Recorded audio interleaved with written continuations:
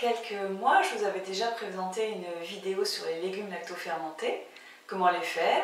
Et cette fois-ci, je voulais vous faire une mise à jour sur les derniers légumes lactofermentés que j'avais préparés et puis ouvrir quelques bocaux avec vous pour voir ce que ça donne. C'est parti! Les premiers légumes lactofermentés que j'avais préparés, c'était des carottes, du chou rouge, de la betterave. Après, j'ai essayé de tester d'autres trucs un peu plus surprenants, un peu moins classiques, que voici.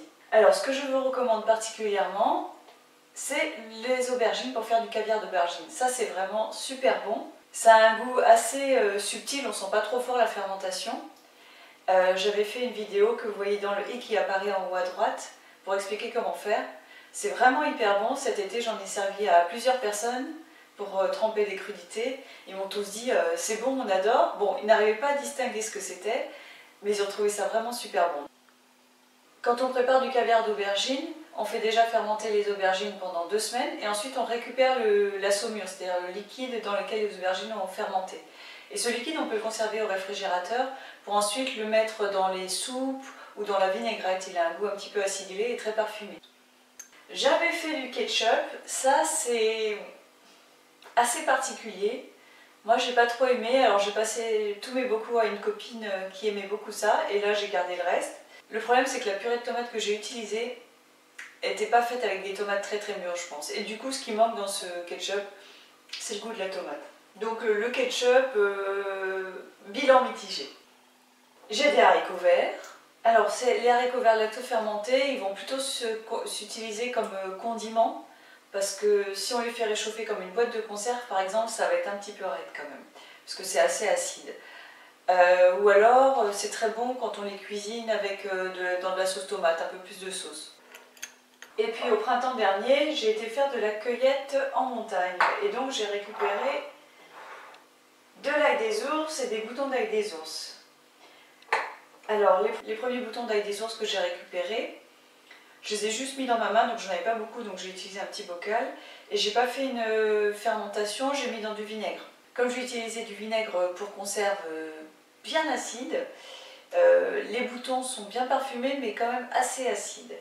Alors cette fois-ci avec vous, je vais ouvrir ce bocal. Là, on avait fait une cueillette beaucoup plus importante et je l'ai fait en saumure, c'est-à-dire dans un mélange d'eau et de sel, avec des carottes et puis j'avais dû mettre, je ne sais pas quoi, peut-être un peu d'autres épices. Alors voici les boutons d'ail des ours que j'ouvre pour la première fois.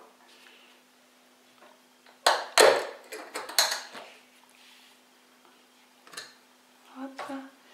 Alors là malheureusement le pois que j'avais gardé est tombé sur le côté. Je vais essayer d'aller le récupérer. Voilà, en principe c'est comme ça. Alors, il est 10 h du matin, mais pour vous je vais quand même goûter un bouton fermenté en saumure. Ça va être un peu fort. Pour les boutons d'ail des ours, c'est bien meilleur en saumure, comme ça, que ceux au vinaigre que j'ai fait la dernière fois. C'est beaucoup moins fort et on sent plus c'est beaucoup moins acide, du coup on sent plus le goût du bouton. On a vraiment quelque chose qui ressemble à un cornichon, en un peu moins acide en fait. Mais c'est très bon. Donc effectivement, ça doit pouvoir s'utiliser avec la raclette, mais aussi dans les salades, dans plein de choses diverses et variées. Alors maintenant je le ferme et puis à partir de maintenant je vais pouvoir le conserver au réfrigérateur. Et enfin j'avais cueilli aussi juste des feuilles d'ail des ours qui ont aussi un bon goût. Et plutôt que de les congeler, je les ai faites en saumure aussi comme ça. Et je les utilise pour plein de choses en fait, comme on utiliserait des fines herbes sur une salade ou pour faire un pesto. C'est vraiment très bon ça, par rapport à la feuille d'ail des ours nature qu'on va utiliser juste après l'avoir cueillie, le goût est beaucoup plus subtil. Donc ça, je vous recommande. J'espère que cette vidéo va vous donner envie de vous lancer dans d'autres lactofermentations, comme l'ail des ours, les haricots verts, les boutons d'ail des ours ou le caviar d'aubergine. Si vous avez déjà fait aussi de la lactofermentation de carottes, il arrive parfois que ces carottes deviennent complètement ramollies, ça équivaut dans le bocal, on récupère comme un peu de la purée. Si ça vous arrive, Évidemment, c'est pas très appétissant à manger comme ça nature ou dans les salades, mais sachez qu'on peut les utiliser pour faire un gâteau aux carottes et c'est alors super bon. Vous trouverez la recette aussi dans le i qui apparaît en haut à droite de l'écran. A bientôt pour d'autres fermentations.